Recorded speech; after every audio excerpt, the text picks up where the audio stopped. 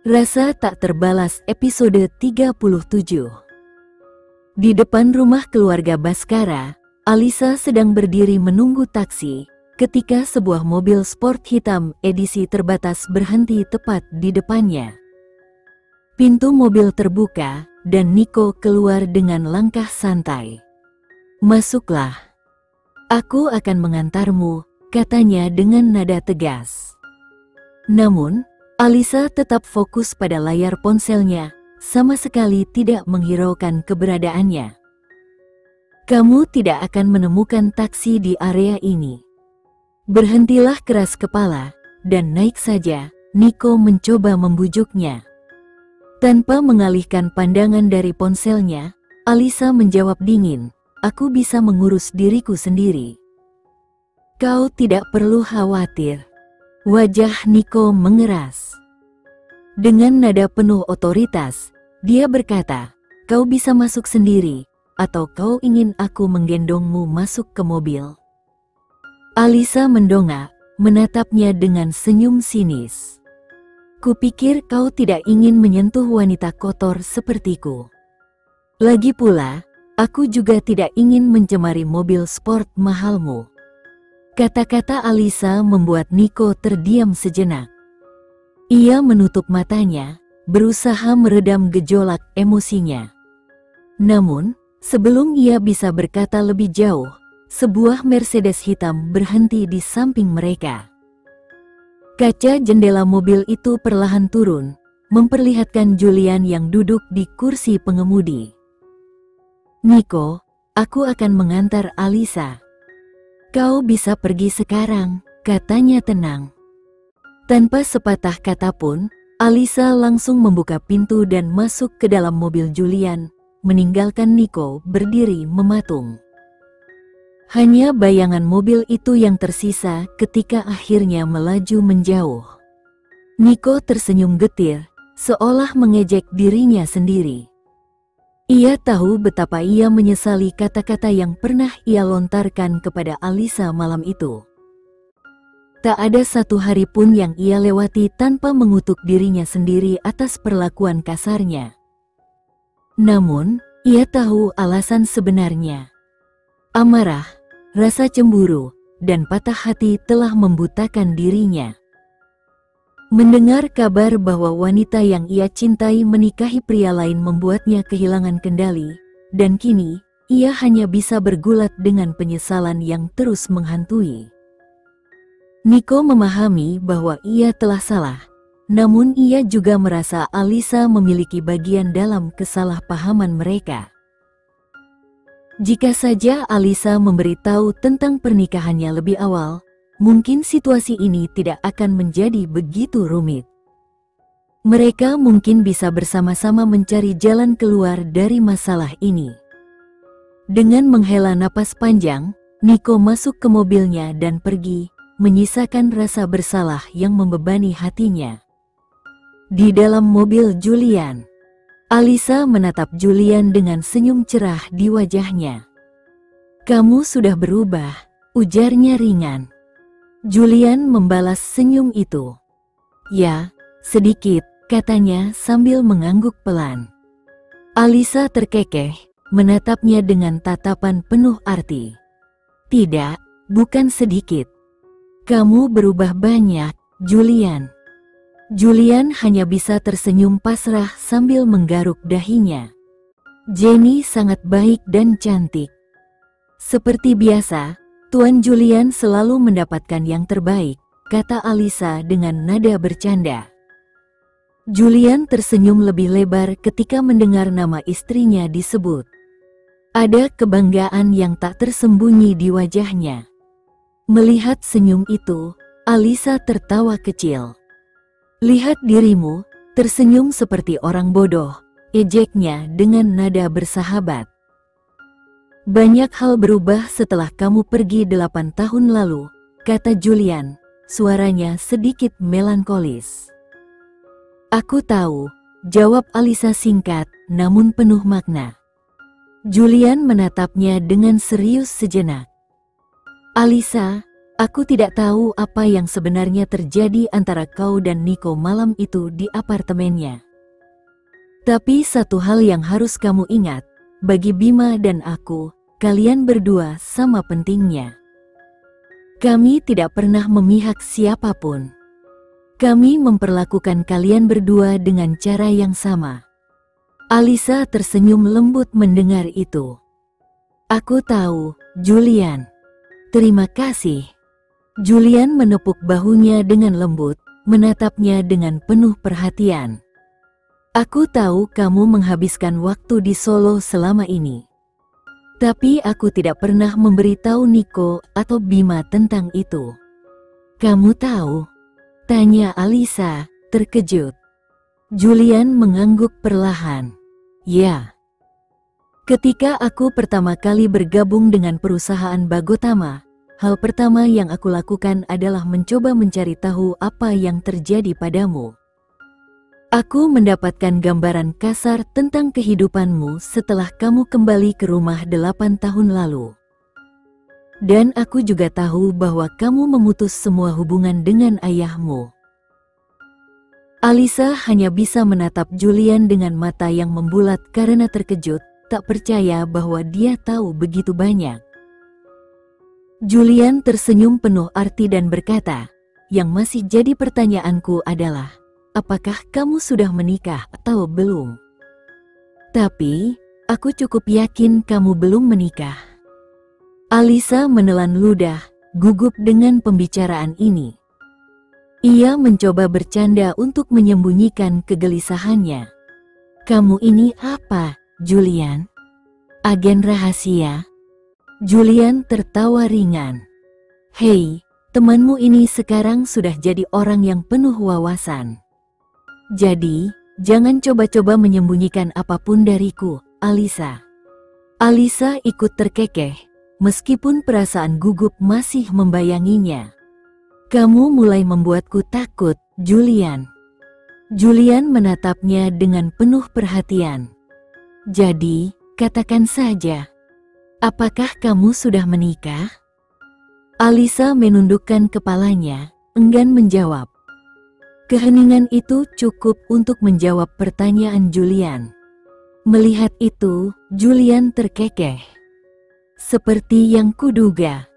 Kamu belum menikah, dan bahkan Nico juga masih lajang. Jadi, apa yang sebenarnya menghalangi kalian berdua untuk bersama lagi?" Alisa menghela napas panjang. "Tidak semudah itu, Julian. Hubungan kami terlalu rumit." Julian mengangguk pelan, mempertimbangkan kata-katanya sebelum menjawab. "Apa yang sebenarnya rumit, Alisa? Tidak ada masalah yang tidak bisa diselesaikan dengan pembicaraan yang baik." Setelah berhenti sejenak, ia melanjutkan, "Kalian berdua sudah membuang terlalu banyak waktu. Menurutku, tidak ada alasan lagi untuk menunda. Bicaralah dengannya. Selesaikan semuanya. Semakin cepat semakin baik. Bima dan aku tahu betapa kalian saling mencintai. Bahkan dulu di sekolah menengah, kalian berdua membuat kami merasa seperti orang ketiga yang selalu tidak diinginkan."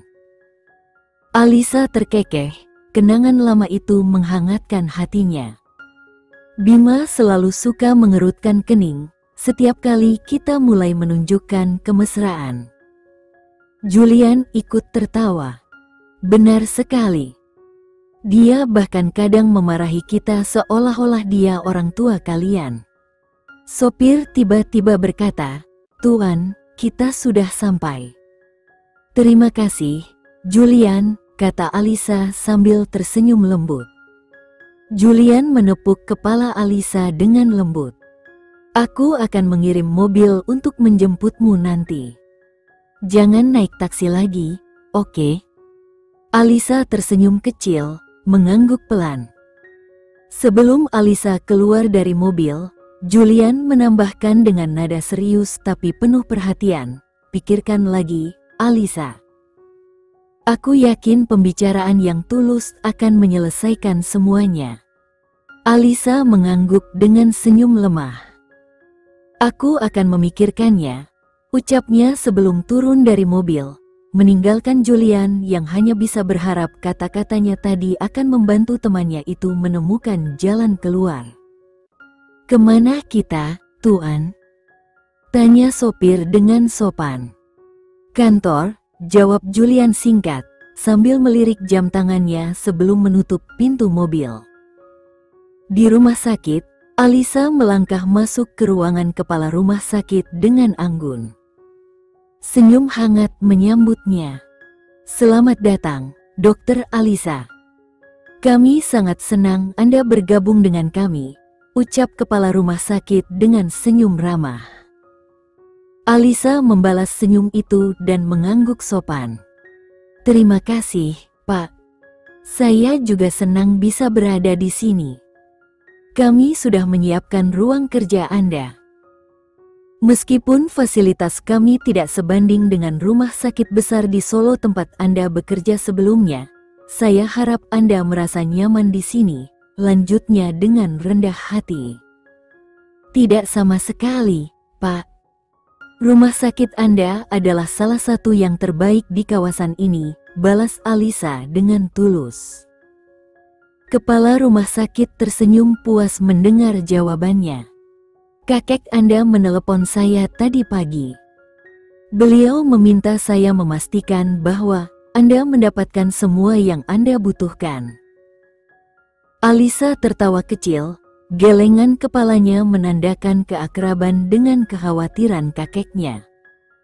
Kakek memang suka khawatir berlebihan. Percakapan mereka yang santai mendadak terhenti ketika suara pintu diketuk pelan. Seorang pria masuk dengan langkah percaya diri. Itu adalah Niko. "Selamat pagi, Pak," sapa Niko dengan nada formal. Kepala rumah sakit menyambutnya dengan senyum lebar. "Ah, Dokter Niko. Tepat waktu seperti biasa." Ia kemudian menoleh ke arah Alisa dan berkata, "Dokter Alisa, ini Dokter Niko, kepala dokter bedah kami. Ia adalah salah satu dokter terbaik yang kami miliki di sini." Berbalik ke arah Niko, ia memperkenalkan, "Dokter Niko, ini Dokter Alisa. Ia adalah salah satu dokter kandungan terbaik dari rumah sakit ternama di Solo. Mulai hari ini, ia akan menjadi bagian dari tim kita." Mata mereka bertemu. Sejenak, ruangan itu terasa hening. Tidak ada kata-kata yang terucap dari keduanya, tetapi tatapan mereka berbicara lebih banyak daripada yang bisa dijelaskan oleh siapapun. Ada campuran emosi, kenangan, dan pertanyaan tak terjawab yang tersimpan di balik diamnya masing-masing. Kepala rumah sakit, yang tidak menyadari ketegangan di antara mereka, tersenyum puas. "Saya yakin kalian berdua akan bekerja sama dengan baik. Dokter Niko, mungkin Anda bisa menunjukkan ruang kerja Dokter Alisa." Niko hanya mengangguk kecil tanpa mengalihkan pandangannya dari Alisa. Sementara itu, Alisa berusaha mempertahankan senyumnya yang tenang, meskipun hatinya mulai berdebar lebih cepat. "Kami sudah saling kenal," ujar Niko dengan nada datar. Kepala rumah sakit tertawa kecil. "Bagus sekali. Dokter Alisa, jika Anda mengalami kesulitan apapun, Anda bisa langsung menyampaikannya kepada Dokter Niko.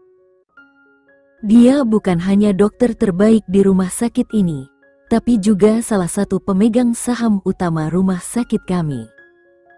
Alisa tersenyum tipis. "Terima kasih atas informasinya, Ketua. Kalau begitu, saya akan menuju kabin saya sekarang." Tentu. "Dokter Niko, tolong tunjukkan kabin Dokter Alisa."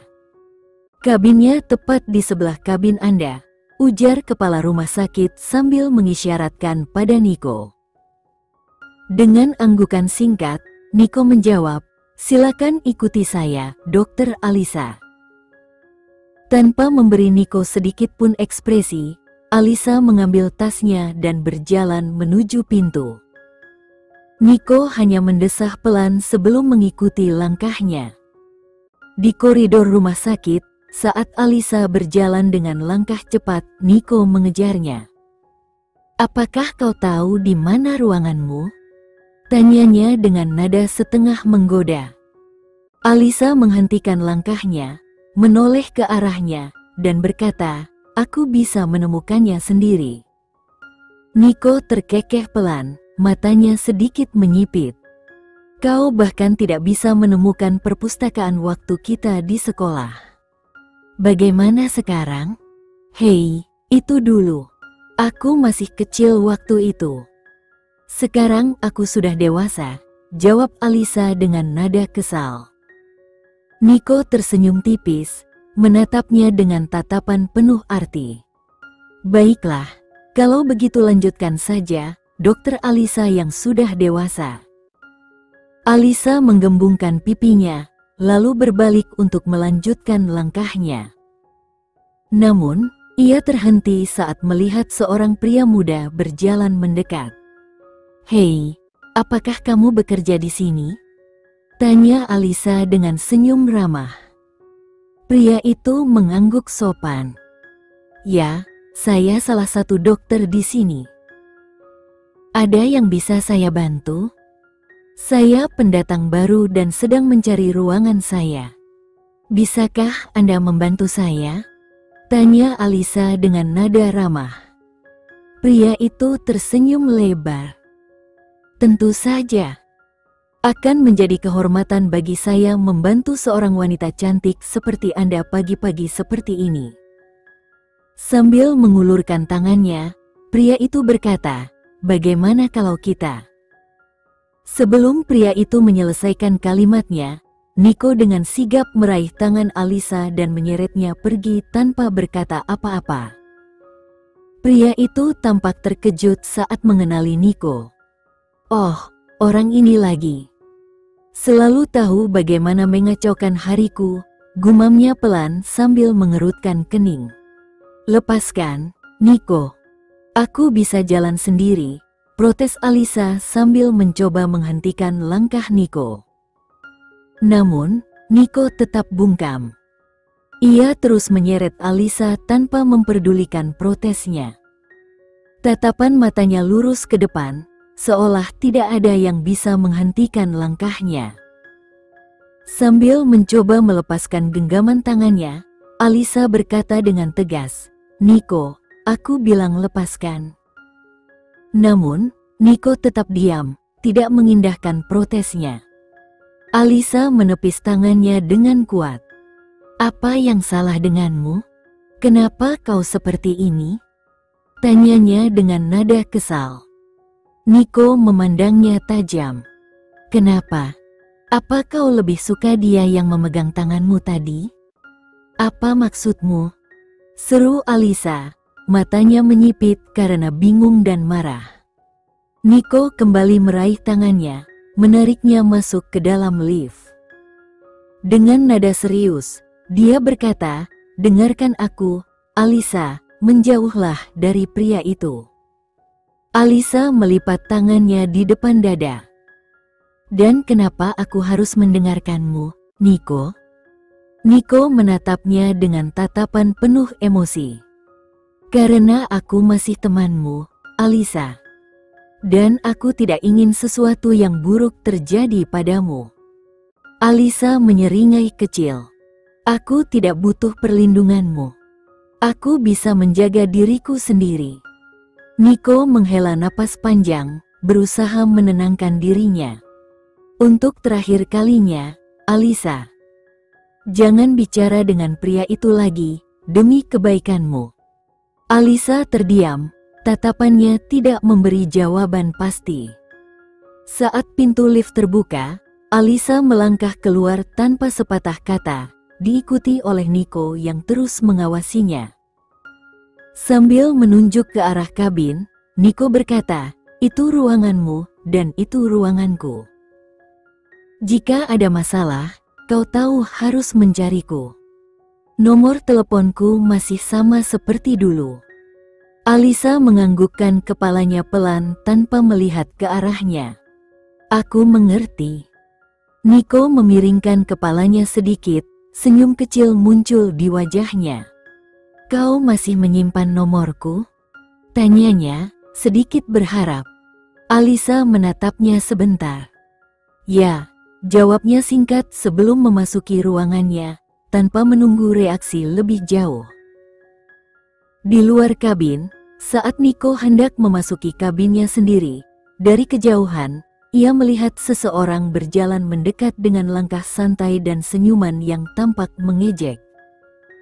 Pria itu, Wisnu, merapikan jasnya sambil berbicara dengan nada menggoda. Wah, Dokter Nico tampaknya sangat perhatian pada dokter cantik yang baru saja bergabung. Nico menghentikan langkahnya, wajahnya berubah tegang. Jauhi dia, Wisnu.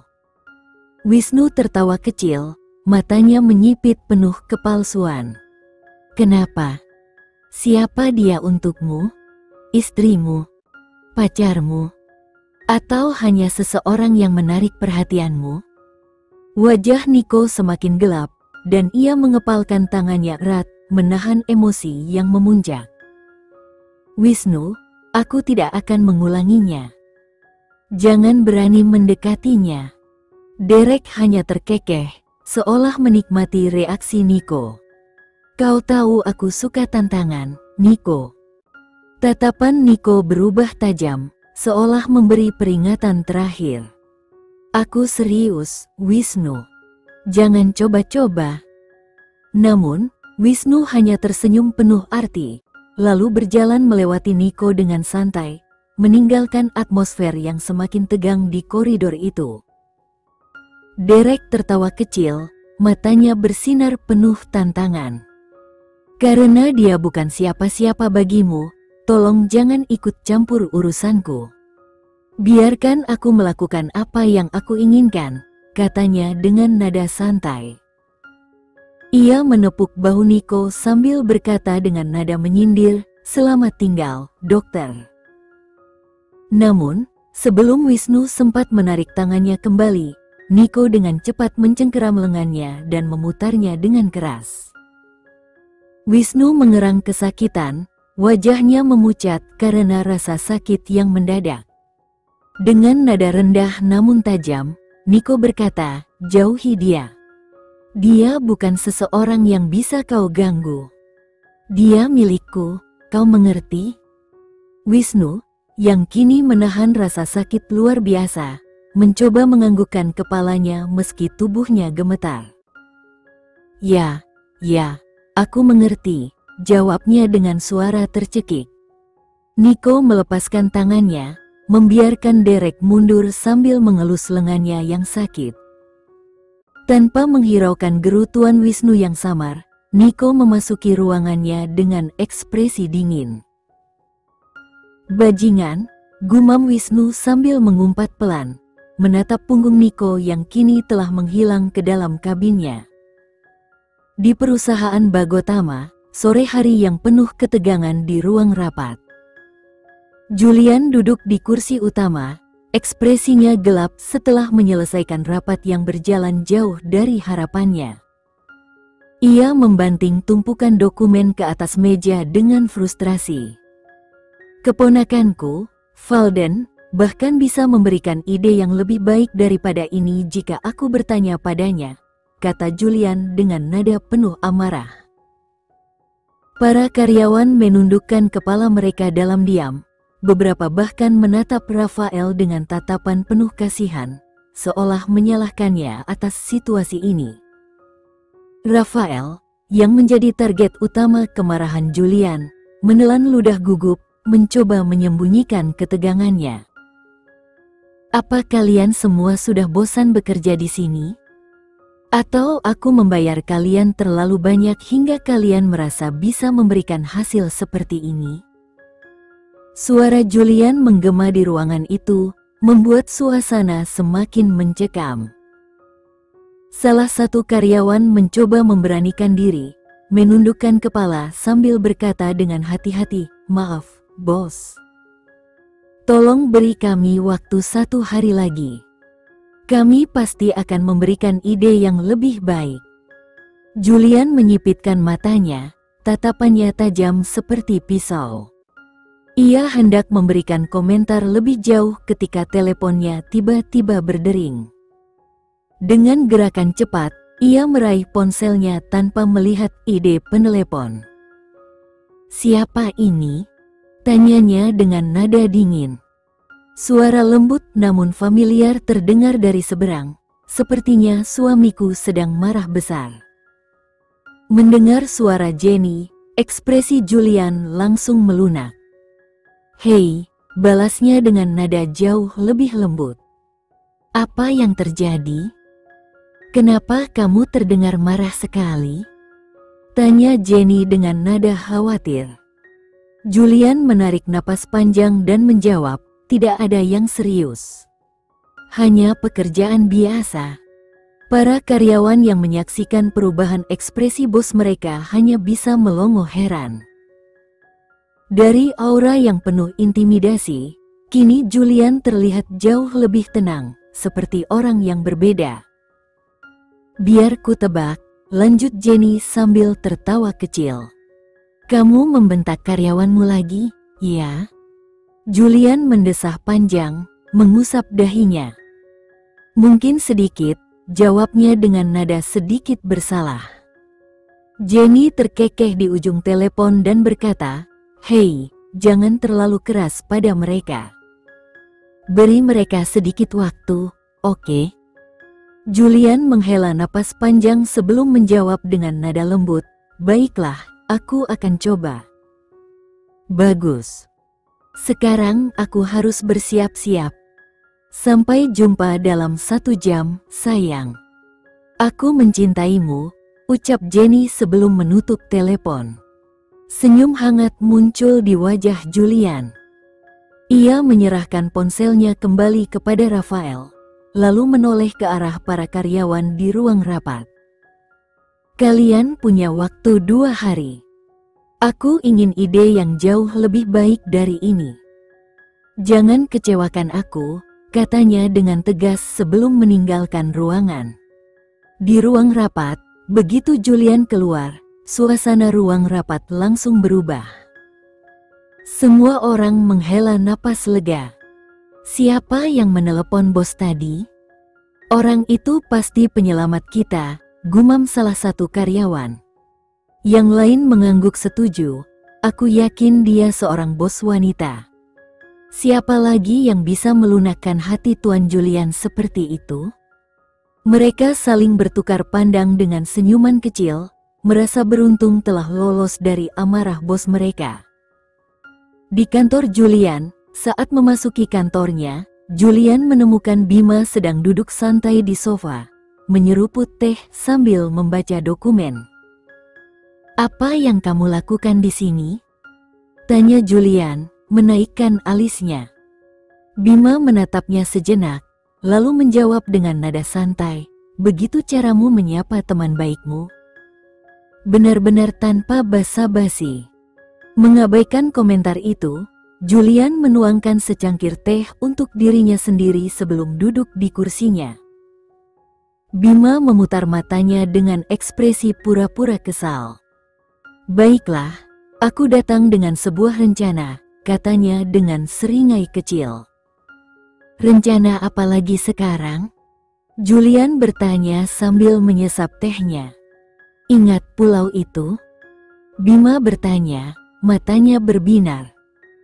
Julian mengerutkan kening, mencoba mengingat. "Pulau yang mana?" Bima mendesah dramatis sebelum menjelaskan, "Kau benar-benar melupakan pulau kita? Pulau kecil yang kita beli bersama beberapa tahun lalu." Julian mengangkat alisnya, akhirnya mengingatnya. "Oh, maksudmu pulau yang terdaftar atas nama kita?" "Ya. Kepala proyek meneleponku kemarin. Dia bilang pembangunan rumah susun di sana sudah selesai. Jadi aku berpikir, kenapa kita tidak pergi ke sana untuk liburan?" "Sedikit pelarian dari pekerjaan," ujar Bima dengan antusias. Julian mengangguk sambil merenung. Itu ide bagus, tapi aku harus bertanya pada Jenny dulu. Tentu saja. Aku juga harus meminta izin Yasmin, kata Bima sambil tersenyum. Julian tersenyum kecil, lalu menambahkan, kamu beritahu Nico. Aku akan mengajak Alisa. Kita buat ini menjadi perjalanan bersama. Sepakat, kata Bima sambil mengangkat cangkir tehnya, memberi tanda setuju. Bima menghela napas panjang, pandangannya serius. Menurutmu, apakah mereka akan mau ikut dengan kita? Mengingat apa yang terjadi di antara mereka. Julian tersenyum tipis dan berkata dengan penuh keyakinan, jangan khawatir. Aku akan meyakinkan Alisa, dan kau yang meyakinkan Nico. Kita akan buat ini berhasil. Bima mengangguk sambil tersenyum kecil. Baiklah, itu rencana yang bagus. Jadi, kau kesini hanya untuk membicarakan itu? Tanya Julian sambil memiringkan kepalanya, sedikit curiga. Bima tertawa kecil. Tentu saja tidak. Ada hal lain. Apalagi? Dengan seringai lebar, Bima berkata, aku sudah menonton videonya. William yang menunjukkannya padaku tadi pagi. Julian menatapnya datar. Dan, Jenny itu benar-benar keren. Tapi si Raka, dia seperti orang tolol dengan raut wajah cemberutnya, ujar Bima sambil tertawa kecil. Julian hanya diam, melanjutkan menyeruput tehnya tanpa menanggapi komentar itu. Jadi, apa rencanamu? Bima bertanya, matanya berbinar penasaran. Julian mengangkat alisnya. Rencana apa? Bima memutar matanya, seolah tak percaya. Jangan bilang kau akan membiarkan Raka lolos begitu saja, setelah apa yang dia katakan. Julian mengerutkan kening. Apa maksudmu? Dan siapa yang kau bicarakan? Bima mencondongkan tubuh ke depan, menatap Julian dengan tajam.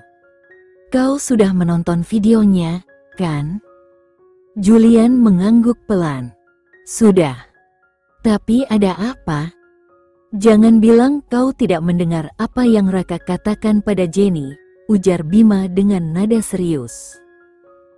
Julian menyipitkan matanya, merasa ada sesuatu yang terlewat. Apa yang dia katakan?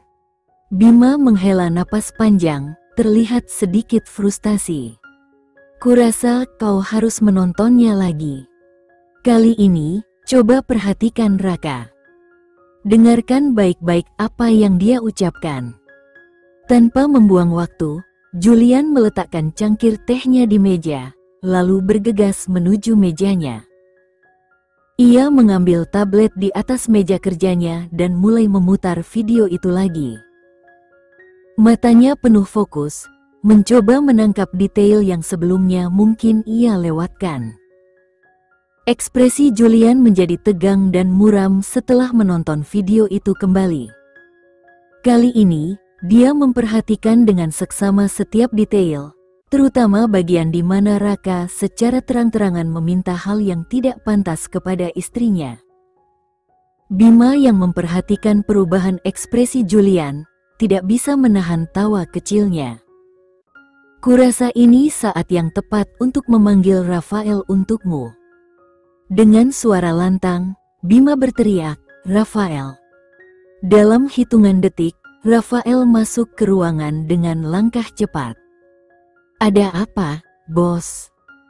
Julian, dengan gerakan cepat, meletakkan tabletnya di atas meja sambil berkata dengan nada dingin, turunkan harga saham perusahaan Dwi Tama sekarang juga. Begitu nilainya mencapai titik terendah, beli semuanya. Bima menatapnya dengan tatapan terkejut namun penuh rasa penasaran. Wah, Julian, kamu berencana membeli perusahaan Dwi Tama? Julian tidak menanggapi pertanyaan itu dan melanjutkan perintahnya kepada Rafael. Setelah saham itu dibeli, bagi menjadi dua. Separuh atas namaku, dan separuh lagi atas nama Bima. Bima menyeringai lebar dan berseru, "Kau benar-benar orang hebat, Bung. Aku mencintaimu." Julian hanya menggelengkan kepala, menatap Bima sambil berkata dengan datar, "Siapa bilang ini hadiah? Kau tetap harus membayar bagianmu." Bima langsung cemberut. "Tunggu, aku tidak tertarik dengan perusahaan Dwitama." Julian menatapnya dengan tajam dan berkata dengan nada dingin, "Siapa peduli apakah kau tertarik atau tidak? Aku yang memutuskan." Rafael, yang berdiri di samping mereka, menghela napas panjang sebelum berkata, "Baik, Tuan. Apa ada hal lain yang perlu saya lakukan?" Julian mengibaskan tangannya, mengisyaratkan Rafael untuk pergi. "Tidak, itu saja. Kau bisa kembali ke pekerjaanmu." Setelah Rafael pergi, Bima berdiri sambil meregangkan tubuhnya. "Baiklah, aku juga akan pergi sekarang. Farah pasti sedang menungguku di rumah. Dia sendirian hari ini." Julian menatap Bima dengan alis terangkat. "Di mana kau menginap tadi malam?" Bima mencoba menghindari tatapannya. "Kenapa kau ingin tahu?" Julian menjawab dengan tenang namun tajam, "Farah menelepon ibu tadi malam. Dia bertanya tentangmu." Bima tertawa canggung, lalu menjawab, aku ada di tempat Yasmin." Julian menyipitkan matanya, bertanya lebih lanjut, "Sepanjang malam?" Bima mengangguk dengan percaya diri, meskipun ekspresinya sedikit gugup. "Ya, sepanjang malam." Julian hanya menghela napas sambil menatapnya dengan tatapan penuh arti, namun memilih untuk tidak menanggapi lebih lanjut. Julian tersenyum kecil, menatap Bima dengan ekspresi penuh arti. "Selamat datang di klub," ucapnya ringan. Bima terkekeh pelan. "Hehe, terima kasih. Aku merasa seperti sudah resmi bergabung." Julian mengangguk. "Ayo kita makan malam bersama malam ini. Kita juga bisa sekaligus membahas rencana liburan kita." "Baiklah," jawab Bima sambil mengangguk. "Aku akan menghubungi Alisa dan Nico untuk memastikan mereka juga ikut." "Bagus. Nanti aku kirimkan lokasi tempatnya lewat pesan," kata Julian sambil menepuk bahu Bima. Setelah itu, Bima meninggalkan ruangan dengan senyum kecil di wajahnya. Rumah keluarga Arkatama. Saat Bima membuka pintu dan memasuki rumah besar itu, Farah langsung berlari menghampirinya. Dengan cepat, ia memeluk Bima erat-erat, wajahnya penuh rasa bersalah.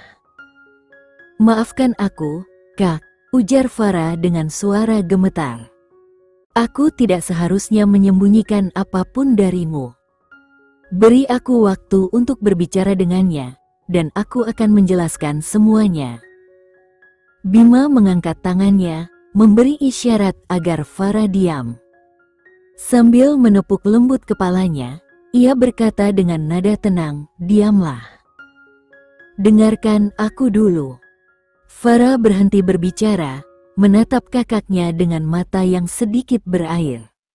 Bima menghela napas panjang sebelum melanjutkan, "Aku tahu aku salah kemarin malam. Aku bertindak terlalu emosional dan tidak masuk akal. Seharusnya aku tidak memintamu untuk meninggalkannya begitu saja. Aku minta maaf untuk itu, oke?" Melihat Farah masih ragu, Bima melanjutkan dengan lebih lembut, "Dengar, Farah. Aku tidak keberatan jika kamu punya pacar. Aku mendukungmu. Tapi, aku hanya ingin memastikan bahwa dia benar-benar baik untukmu." Setelah berhenti sejenak, Ia menatap Farah dengan serius. Aku ingin bertemu dengannya.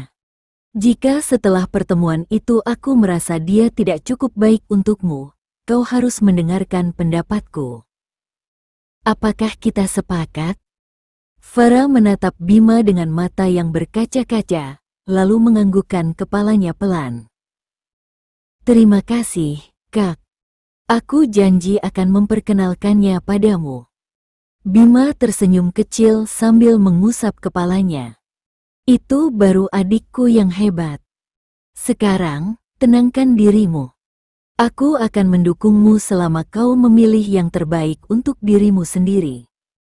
Farah tersenyum lega, merasa beban berat di hatinya mulai terangkat. Sekian dulu ya video kali ini, kita lanjutkan lagi videonya di lain waktu. Oh iya, bagaimana menurut kalian? Semoga bisa sedikit menghibur kalian semua. Untuk teman-teman yang baru nonton jangan lupa subscribe ya hehehe.